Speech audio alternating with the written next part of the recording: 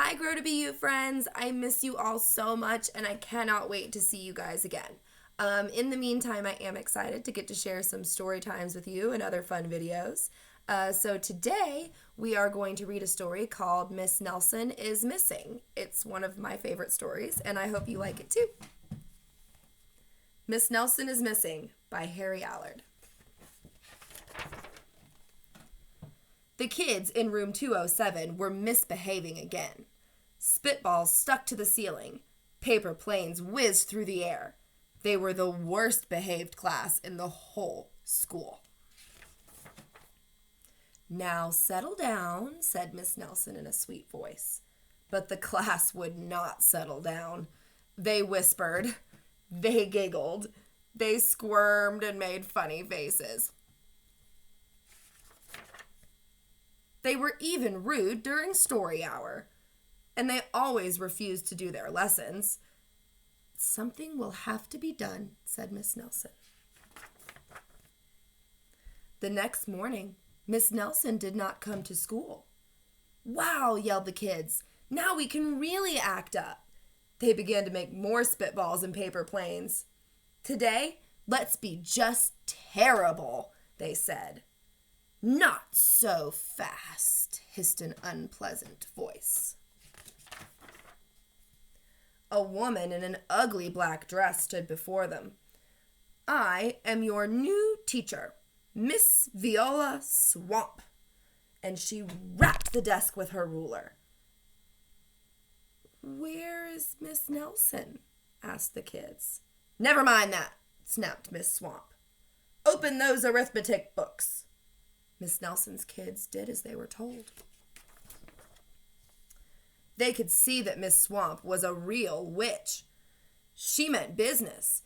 Right away, she put them to work, and she loaded them down with homework.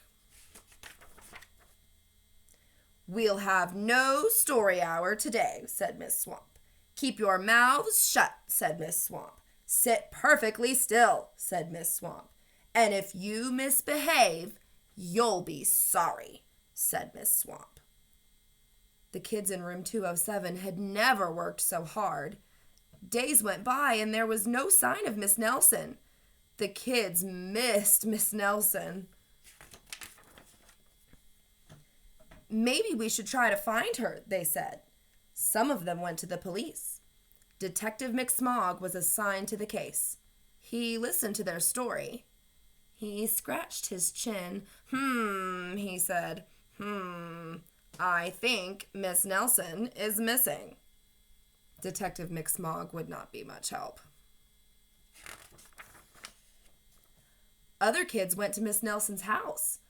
The shades were tightly drawn, and no one answered the door. In fact, the only person they did see was the wicked Miss Viola Swamp coming up the street. "If she sees us, she'll give us more homework." They got away just in time. "Maybe something terrible happened to Miss Nelson. Maybe she was gobbled up by a shark," said one of the kids. But that didn't seem likely. "Maybe Miss Nelson went to Mars," said another kid. But that didn't seem likely either. "I know," exclaimed one know-it-all. "Maybe Miss Nelson's car was carried off by a swarm of angry butterflies." But that seemed the least likely of all. The kids in room 207 became very discouraged. It seemed that Miss Nelson was never coming back, and they would be stuck with Miss Viola Swamp forever. They heard footsteps in the hall.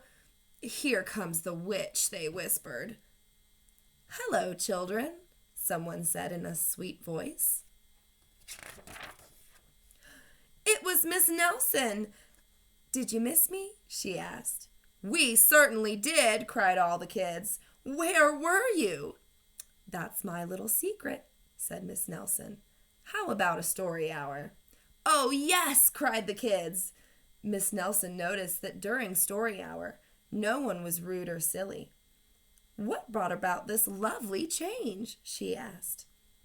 "That's our little secret," said the kids. Back home, Miss Nelson took off her coat and hung it in the closet, right next to an ugly black dress. When it was time for bed, she sang a little song. "I'll never tell," she said to herself with a smile. P.S. Detective McSmog is working hard on a new case. He is now looking for Miss Viola Swamp. The end.